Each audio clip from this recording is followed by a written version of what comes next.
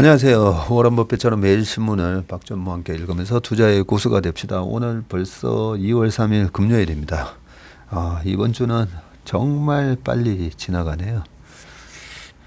매번 지금 한 1년 동안 계속 시간이 너무 빨리 지나간다는 느낌을 받는데, 옛날에 김동규 교수님이 한국인이라는 그 프로그램 되게 유명하지 않습니까?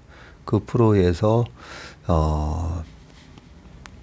60대면 정말 금방 지나가고, 뭐 70대면 눈 깜짝하니까 지나가고, 뭐 80대니까 어떻고, 그러면서 우리가 뭐 40대는 40km, 50대는 50km, 60대는 60km 속도로 시간이 지나간다고 하더니 진짜 시간이 너무 빨리 지나갑니다.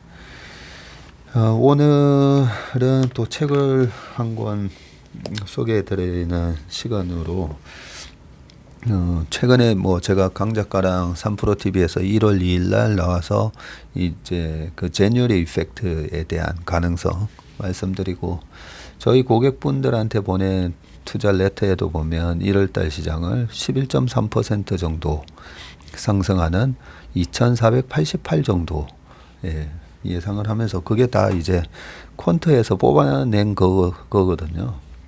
강 작가가 하는 퀀트랑 또 저희가 하는 퀀트랑 누가 이 레시피를 만드는 겁니다. 똑같이 김치찌개라고 해서 다 똑같지는 않잖아요, 그죠? 참치 김치찌개, 뭐 꽁치 김치찌개, 또 어떤 김치도 묵은지에서 어떻게 하느냐에 따라 다르듯이 퀀트도 계속 레시피를 찾아가는 겁니다. 그런 차원에서 저는 우리 투자자분들이 매크로에 대한 얘기에 대해서 너무 이제 신경을 쓰시는 것보다, 최근에 우리 업계나 뭐 해외에 계신 그런 자산운용업계에 계신 분들이나 매크로에 신경 쓰다가 굉장히 실기하는 경우가 많잖아요. 그런 것보다는 이 강 작가가 쓴 이 거인의 포트폴리오가, 요 책이 먼저 나왔었던 것 같고요. 그리고 그 다음에 나온 게 요 책이죠.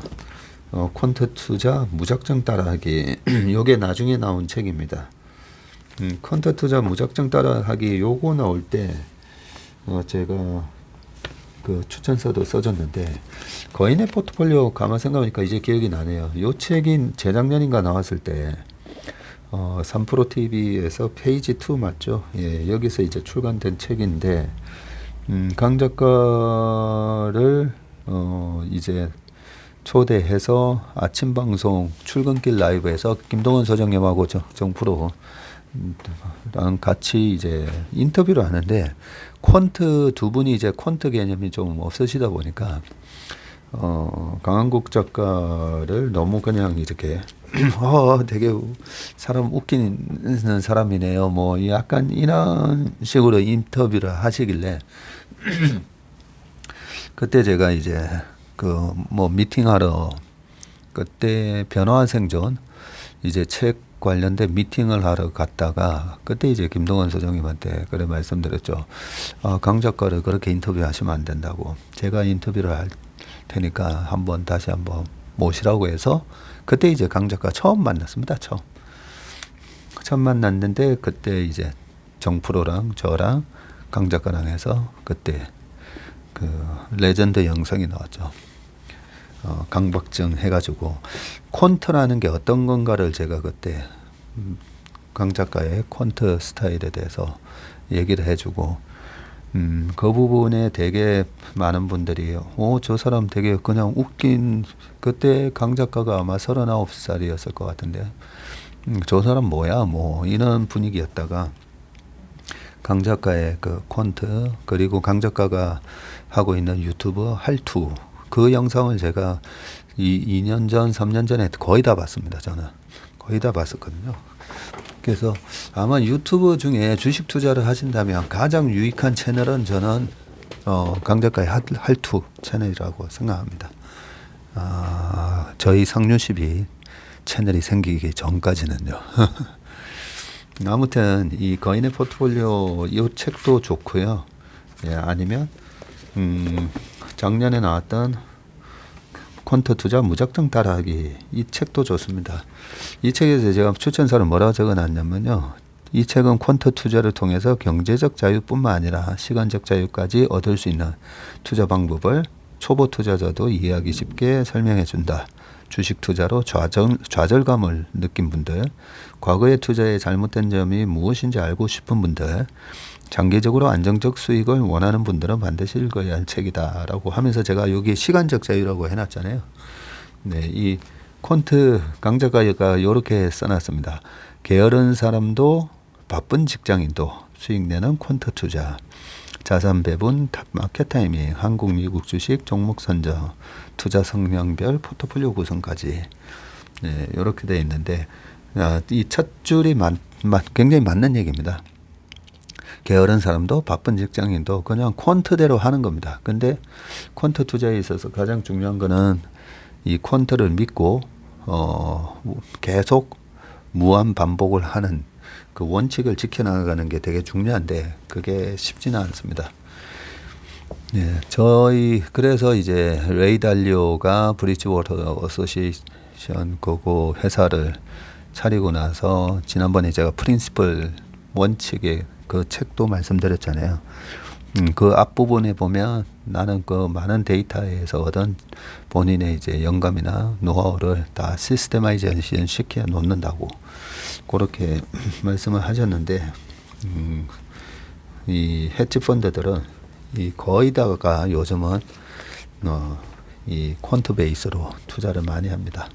그래서 뭐 꼭 우리가 퀀트를 하지는 않더라도 저걸 알고 나를 알고 지피지기 하시려면 어떤 퀀트 전략을 사용을 하는지 그 부분을 한번 퀀트 투자 택을 통해서 확인해 보시길 바라겠습니다.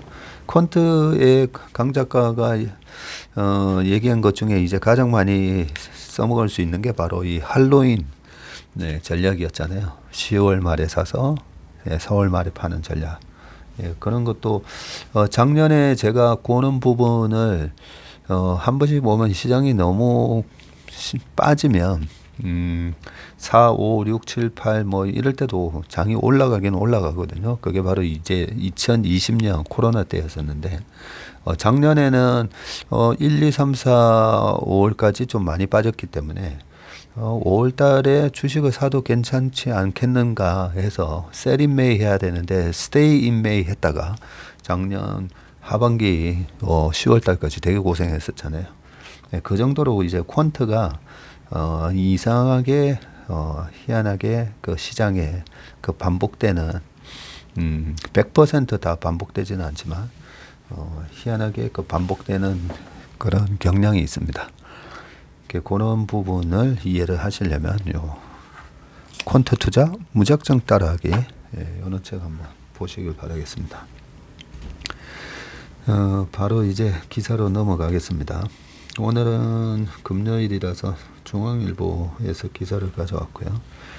첫 번째 기사는 어제 이제 FOMC 회의가 있었고 그 이후로 뭐 시장이 지금 미국 시장도 급등을 했잖아요. 그러고 보니까 이제 3일 전에 강 작가랑 저녁 방송 3% 나가서 제가 마지막 얘기에서 성장주 얘기를 살짝 해드리긴 했었는데 그동안에 많이 빠졌던 우리가 지금 많이 빠진 성장주가 실질적으로 수익이 내면서 고성장하는 기업은 이미 이제 성장주라고 얘기하면 안 되고요. 사실 약간 이제 퀄리티 주식 또는 블루칩에 가깝거든요. 그래서 이 어떤 외부적 충격에 의해서 시장이 정상화될 때는 이 블루칩들의 주가 복원력이 굉장히 빠릅니다.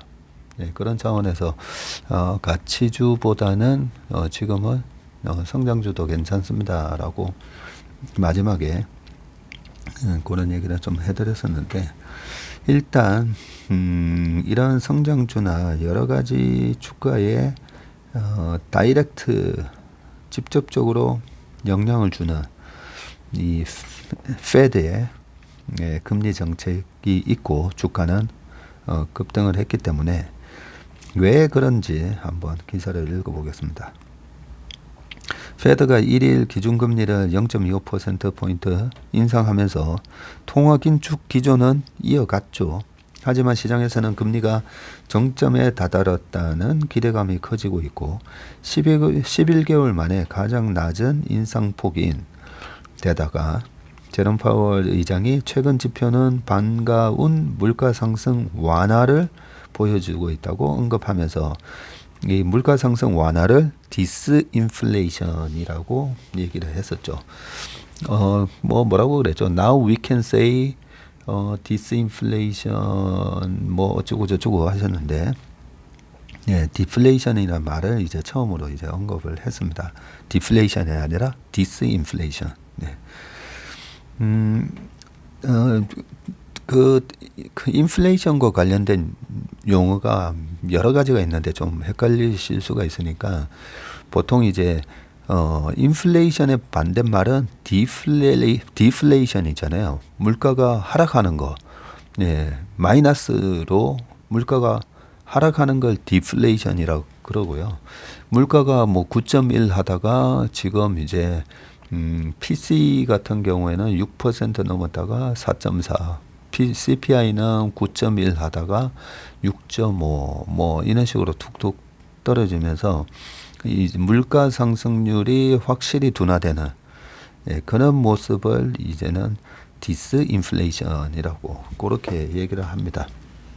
예, 물가 상승률이 둔화되는 현상이라고 얘기하시면 되고, 계속 이 둔화되는 조짐이 아직까지는 안 보인다 하다가 드디어 이제 디스인플레이션이라는 단어를 쓰면서 확실히 둔화되는 모습이 이제는 보이기 시작했다. 예, 그런 얘기를 처음으로 이제 그 기자간담회에서 한 거죠.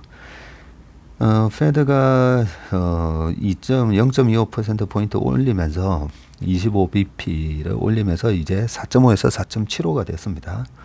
네, 이게 어느 정도로 높은 수준이냐면요. 2007년 이후 16년 만에 가장 높은 금리를 기록하게 됐다라고 하는데 2006년 8월까지 그때 5.25까지 올렸었기 때문에 그 이후로 가장 높은 수준이고 2008년도에 금리를 이제 1%까지 낮추면서, 네, 그 이후로는 2015년 12월 달에 첫 금리 인상하고 16년 12월에 한 번 더, 17년 3번, 18년에 4번 이렇게 9번 올렸댔잖아요. 그러면서 그때 2.5%까지 올렸었으니까 4.75면 2006년 이후로 처음인 겁니다. 앞서 페드는 미국 물가가 상승하기 시작한 지난해 3월 베이비 스텝으로 시작을 했었죠. 예, 3월 달에 0.25를 했다가 5월 달에 갑자기 이제 0.5로 이게 커졌죠. 이 부분이 이제 주식시장에 결정적인 영향을 줬고, 저도 그동안에 20년 동안에 항상 베이비 스텝으로만 했지 50bp, 75 한 적이 없었거든요. 그런 부분은 없을 거다라고 생각했다가 갑자기 5월 달에 0.5를 하고, 그리고 이게 더 악화된 게 6, 7, 9, 11월 달에 4번 연속 0.75씩 해버리다 보니까 시장이 예상했던 수준 이상으로 공격적인 금리 인상을 하면서 주식시장이 뭐 6월 달, 9월 달 그렇게 큰 폭으로 하락하는 그런 모습을 보였고, 그래서 저도 되게 이제 반성을 많이 한 게 25씩 계속 인상을 할 거다 뭐 이렇게 가정을 했다가 그 가정이 틀려버린 거잖아요. 네, 그러면서 이제 시장이 충격을, 예, 받았었습니다.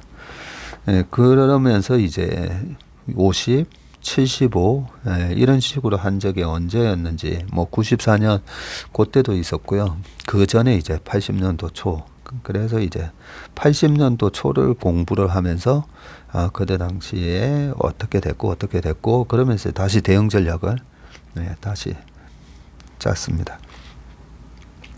아무튼 이렇게 작년 3월 25, 5월 50 하다가 6, 7, 9, 11에 75 하다가 지난 12월 달에 다시 50으로 떨어졌고, 그죠?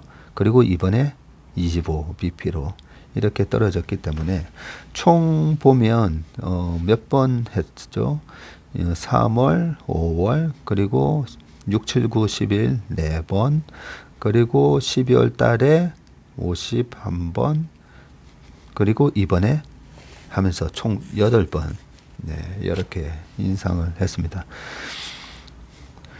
페드가 이날 베이비 스텝으로 인상폭을 낮춘 뒤에 정책 결정문을 통해서 물가 상승이 다소 완화됐다고 밝혔고요. 지난 결정문에는 없었던 표현이었죠. 페드가 신뢰하는 물가 지표인 근원 개인 소비 지출, 코 PCE죠. 이 부분이 지난해 12월 달에 4.4%를 기록하면서 9월 달에 5.2% 대비해서 크게 이제 둔화되는 모습을 보였고, 파월 의장이 기자회견에서 이 디스인플레이션이라는 단어를 15차례나 언급을 했다고 합니다. 처음으로 물가 상승 완화 과정이 시작됐다고 말할 수 있다. 아까 얘기했던 거. For the first time이라는 말을 썼었네요. 물가 상승률이 둔화되고 있음을 공시화했고, 그 전에 뭐 잭슨 홀 미팅이 있었던 8월 27일 뭐 이럴 때는 아니 지금 물가를 낮추기 위해서 이렇게 페드가 열심히 노력을 하는데 시장에서 왜 우리 말을 안 들어 하면서 막 학생들 막 혼내는 그런 무서운 교감 선생님 같은 그런 느낌이었다면, 이번에는 이제는 어느 정도 물가 상승이 둔화되고 있으니까 괜찮아. 기자들 중에서 몇 번이나 근데 주식시장이 너무 앞서가며 저러다가 물가를 또 자극하는 거 아닌가요? 이런 질문을 몇 번 했는데도 괜찮아 하면서 완전히 기조가 바뀌어버렸죠. 그래서 금리 인상도 끝을 향해 가고 있음을 암시를 했고요. 경제가 예상대로 진행된다면 올해 금리 인하하고 정책을 완화하는 것은 적절하지 않을 것이다. 뭐 하면서 두어 차례 더 올릴 가능성도 있다. 뭐 이런 얘기는 계속은 했지만 지난번에도 9번 금리 인상하고 이제 끝났기 때문에 이번에 3월 달에 25bp 인상하면서 이제 5%에서 5% 정도 딱 맞추면 이제는 끝 아닌가. 이렇게 이제 시장이 생각을 하고 있는 것 같습니다. 이런 부분들이 제가 외환시장이 가장 효율적인 시장이라고 말씀드렸잖아요. 외환시장이 지금 원달러 환율이 1227원이네요. 오늘 보니까 1230원도 깨고 지금 내려와 있습니다. 이 금리 인상과 관련해서는 어제 우리 제1호 상무랑 채플리미에서 제롬 파월 의장의 인터뷰에 대해서 아주 조목조목 저희가 분석을 해놓은 게 있으니까 채플리미를 좀 참고를 하시기 바라겠습니다. 그 다음은 이제 삼성전자, 구글, 퀄컴, 연합군, 애플에 맞서서 엑셀 기기 공동 개발하고 있다라고 하는데, 참 보면 미국도 미국식 자본주의가 그동안에 보면 참 대단한 게 독점을 허락을 잘 안 합니다. 계속 이렇게 싸우게끔 만들어서 기술적 진보를 더더욱 이렇게 이래 자극을 하는 그런 정책을 쓰고 있는데요. 자생적으로 그렇습니다. 누가 뭐 그렇게 하라고 하는 것보다는 애플이 있으면 구글이 또 있고, 근데 이제 미국 기업들끼리 경쟁하는 걸 좋아를 하죠. 지금 이제 애플에 맞서서 엑셀 기기를 이렇게 연합군을 만들어서 낸다고 하는데, 과거 유럽의 역사도 사실 보면 유럽의 역사도 독일이 너무 강해지면 영국하고 프랑스가 또 뭉치게 되고, 영국하고 프랑스도 서로 무지무지 싫어하거든요. 무지무지 싫어하는데도 독일이 너무 강해지면 뭉치고, 러시아가 또 너무 강해지면 또 이쪽이 또 다 같이 독일, 러시아가 강해지니까 독일, 영국, 프랑스가 또 뭉치고, 그죠? 막 또 미국이 너무 강해지면 또 이렇게 또 편이 갈라지고 여러 가지로 보면 참 재밌습니다. 잠깐만 요 기사를 빨리 한번 읽어보겠습니다. 같이 이렇게 모여서 뭘 했네요. 보니까 애플에 맞서서 차세대 확장 현실, 예, XR, 이게 Extended Reality인가 뭐 그렇잖아요. XR 협력을 선언한 크리스티아노 아몬 퀄컴 최고 경영자와 노태문 삼성전자 사장하고 히로시 록하이머 구글의 수석 부사장 요렇게 서로 뭔가를 했었네요. 예, 요렇게 공동 개발한다고 돼 있고요. 애플이 연내 지금 혼합 현실 MR 기기 출시를 지금 앞두고 있어서 향후 삼성 중심의 안드로이드와 iOS 진영이 스마트폰에 의해서 차세대 가상현실 기기 시장에서 또다시 이제 맞붙는 구도가 이제 형성됐다고 하고요. 샌프란시스코에서 갤럭시 언팩 2023 행사에서 퀄컴 구글과 차세대 XR 생태계를 구축해서 모바일의 미래를 다시 한번 변화시킬 것이라고 깜짝 발표를 한 거네요. 이 행사에서 이렇게 나오셔서 한 거네요. 아몬 CEO는 몰입도 높은 디지털 경험의 시대를 열기 위해서 삼성과 공동 노력하고 있다고 밝혔고요. 록하이머 수석 부사장도 VR과 증강현실 AR은 구글이 오랫동안 투자해온 흥미로운 분야라면서 최첨단 하드웨어와 소프트웨어가 필요해 삼성과 퀄컴과 손을 잡았다. 그러고 보니까 페이스북은 오큘러스를 인수해서 그 VR을 개발했고, 애플은 뭐 자기가 직접 하는 거고요. 그 안에 들어가는 이는 AP부터 다 직접 하고, 아마 요 구글, 삼성전자 요 진영에서는 퀄컴이 아마 그 CPU에 해당되는 AP를 개발을 하고, 전자가 이제 하드웨어를 만들어주고, 구글은 안드로이드에서 구현이 잘 되게끔 그렇게 이제 생태계를 구축하는 것 같습니다. XR은 VR과 AR 혼합 현실 믹스드 리얼리티죠. 이 기술 등을 아우르는 용어인데요. 사실상 헤드셋 등의 기기를 통해서 현실 위로 콘텐츠를 겹쳐 확장하는 증강현실 기술은 물론 메타버스와도 맞닿아 있는 분야다라고 쭉 되어 있습니다. 네. 이런 세상이 어떤 그림으로 다가올까 이런 부분들이 이제 뭐 아바타라든지 미래에 대한 그 미국의 헐리우드 영화들 보면 아주 그런 미래의 현실을 영화로 잘 구현을 해놓고 있지 않습니까, 그죠? 그런 부분의 그런 세상이 이제 아마 곧 빨리 다가오나 봅니다. 세 번째는 주력 시장 중국 소비 둔화에 K뷰티 작년에 창백한 성적표. 이 기사를 적으시는 분들의 이 기사 타이틀 보면 참 이 창의력이 막 보이죠. 창백한 얼굴을 가리기 위해서 이제 화장을 하는 건데 그죠? 성적이 창백한 성적표를 냈다. 이렇게 참 기사를 아주 재밌게 적으셨습니다.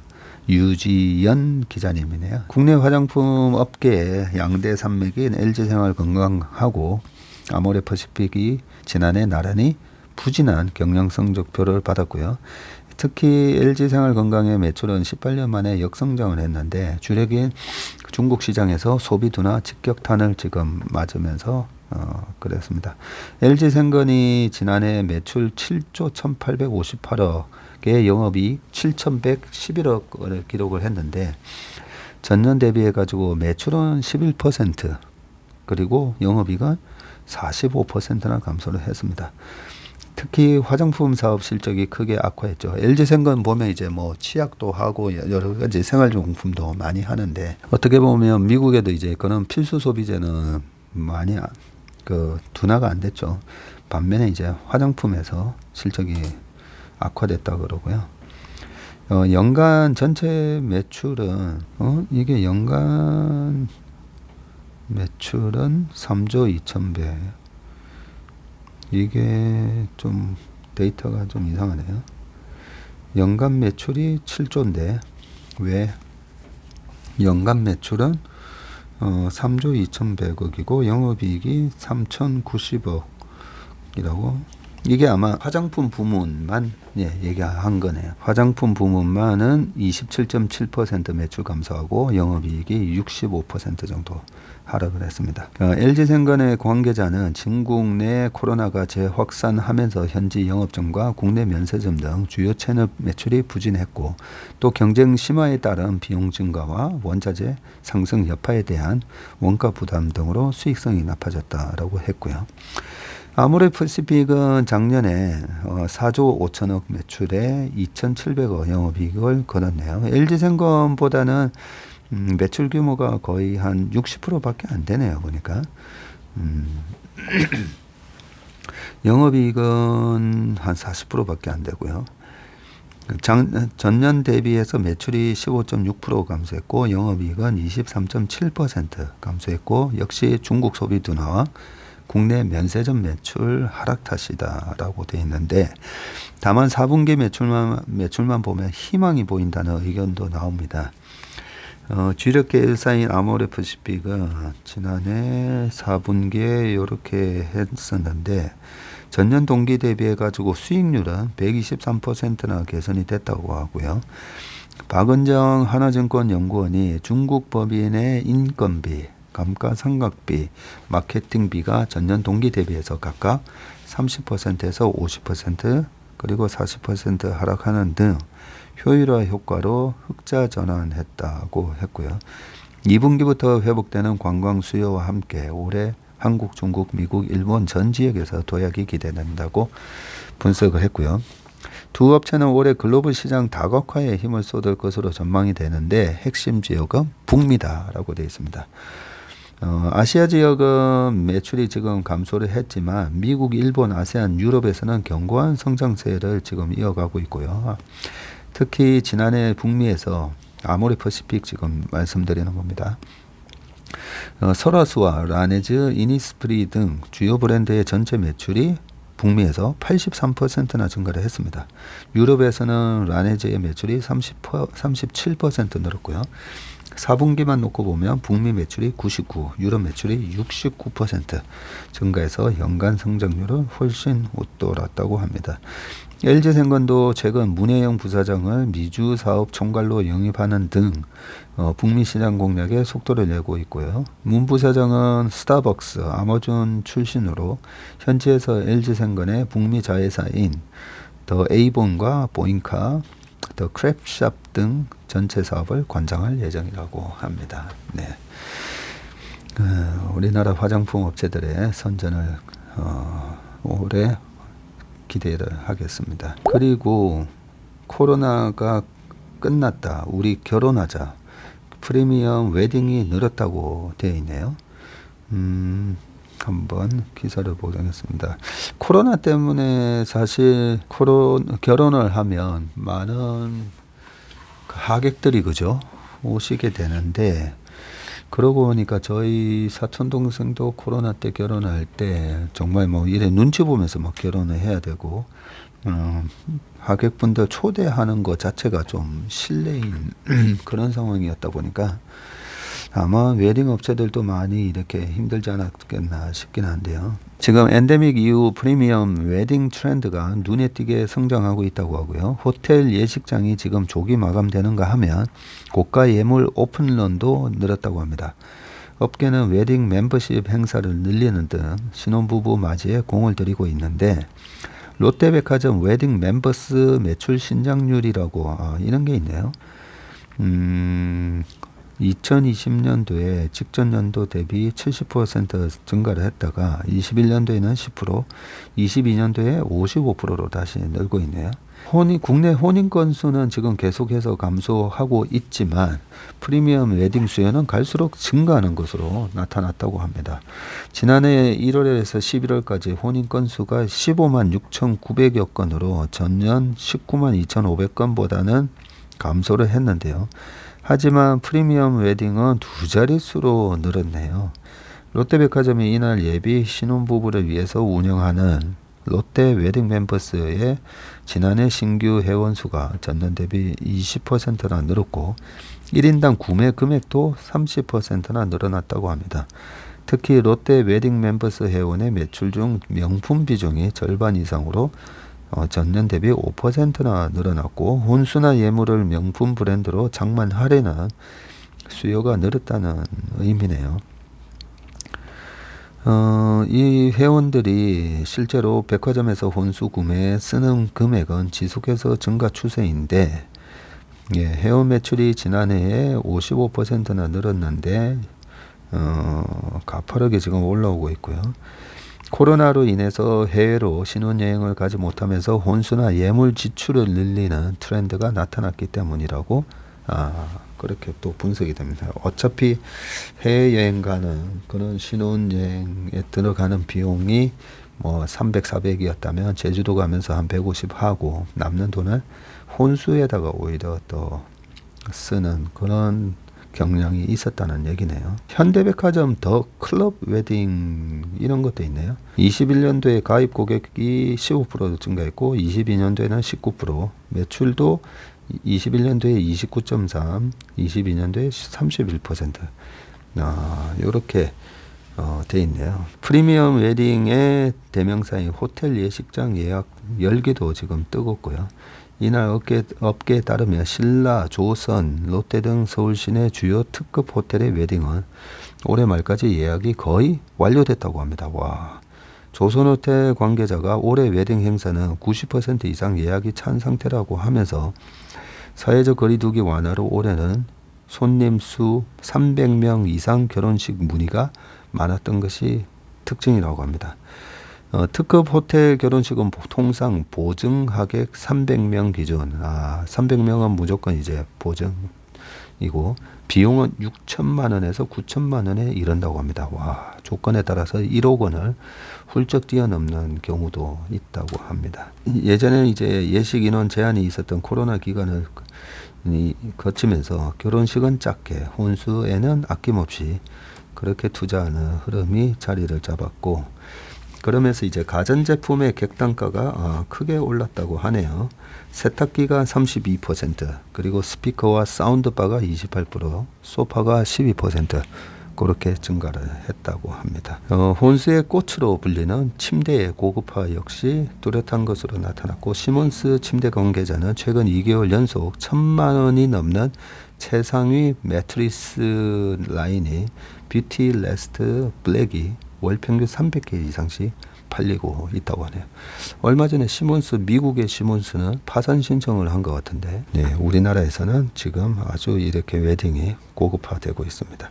자녀 수도 이제 뭐 3명에서 1명 이렇게 줄다 보니까 그런 부분도 있는 것 같습니다. 자녀 1명당 뭐 결혼 비용이 3천 들어갔다면, 1명한테 아예 이렇게 결혼 비용을 몰리는 그런 식으로 비용이 올라간 그런 측면도 아마 있지 않나 하는 생각이 듭니다. 그 다음에는 이제 스타일과 자신감 주는 것이 바로 럭셔리 뷰티, 유리천장을 깬 갤랑 글로벌 CEO라고 되어 있습니다. 프리미엄에서 이제 럭셔리로 한번 가보겠습니다. 지금 사진에 나오는 분이 누군가 봤더니요, 프랑스 뷰티 브랜드 갤랑이 프랑스 브랜드였군요. 갤랑을 이끄는 베로니크 쿠르투아 글로벌 CEO라고 합니다. 거의 모델 출신이신가 싶네요. 1월 20일 한국을 또 방문을 하셨네요. 한국을 방문하셔가지고 럭셔리 뷰티는 단순히 비싸고 품질 좋은 화장품이 아닙니다. 사용하는 사람에게 스타일과 자신감을 가져다 주죠. 제가 뭐 이렇게 명품 샵에 가서 명품을 쇼핑하고 그런 적이 거의 없다 보니까 뭐 명품이 가져다 주는 그런 어떤 밸류는 뭘까 궁금해 해가지고요. 이런 럭셔리 뷰티는 단순히 비싸고 품질이 좋은 것만이 다가 아니고 사용하는 사람에게 스타일과 자신감을 주는군요. 예, 새해가 되자마자 한국의 매장과 스텝을 만나기 위해서 방문한 그는 인터뷰 내내 갤랑의 이야기와 자신의 비전에 대해서 한마디 한마디 힘주어 말했다고 합니다. 그의 몸짓과 표정에서는 브랜드를 얼마나 사랑하는지 또 얼마나 열정적으로 이를 운영하고 있는지 열정과 자신감이 그대로 드러났다고 합니다. 쿠로투아 CEO는 유럽 뷰티 업계의 입지전적인 인물이라고 하네요. 전통적으로 향수는 남성에 의해 만들어져야 한다고 여겨졌던 프랑스 향수 업계에서 유리천장을 깼고요. 19세란 어린 나이에 뷰티 업계에 입문을 해서 평생을 향수와 화장품을 만들고 키우면서 살았다고 합니다. 1990년대 장폴 골티에 이세이 미야케 같은 향수의 론칭을 시작으로 갤랑, 디오르의 오트 쿠티르 그리고 크리스찬 디올 뷰티 등 굴제 화장품 브랜드에서 경력을 쌓았고요. 2019년 브랜드를 총괄하는 CEO로 다시 갤랑에 돌아왔다고 합니다.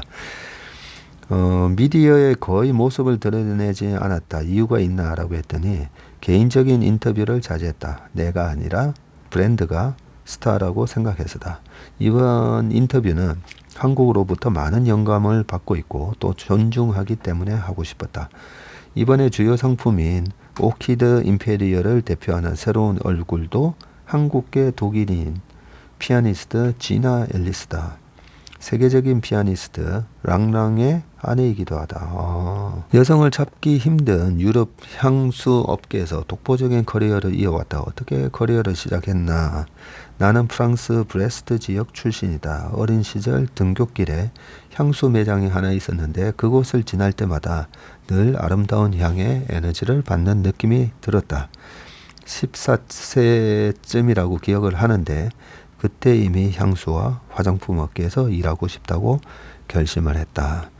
당신의 커리어에 가장 큰 영향을 준 사람은 누구냐라고 물었더니 2명의 멘토가 있었는데 한 명은 내 나이 20대 초반부터 10여 년 동안 함께 일한 향수업계의 전설 샹탈 루스이고 1990년대 뷰티 업계의 여성 임원으로 그와 베라 스트룹이 단 2명뿐이었다. 그때 당시에는 루스는 향수에 대한 탁월한 지식뿐 아니라 열정과 자신감을 줬다. 내가 지금 향하고 있는 사랑을 기반으로 한 리더십은 그가 없었다면 실천할 수 없었을 것이라 생각한다. 여기서도 중요한 단어가 참 많이 나오네요. 또 다른 사람은 여전히 나에게 영감을 주고 있는 베르나르 아르노, LVMH 그룹 회장이다. 처음 LVMH에 입사했을 때 거의 매주 그를 만났는데 그때마다 아르노 회장은 나에게 자신의 비전에 관해 이야기하고 공유를 했다.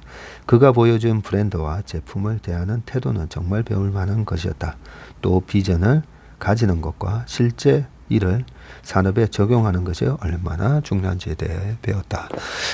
이렇게 세계적인 지도자급에 있는 분들의 인터뷰를 보면 참 중요한 메시지들이 참 많습니다.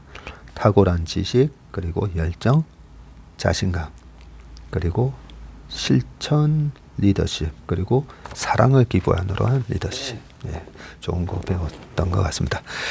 오늘 웜의 신박 순서는 여기까지 하고요. 행복하고 건강하고 사랑을 기반으로 한 그런 주말 되시길 바라겠습니다. 고맙습니다.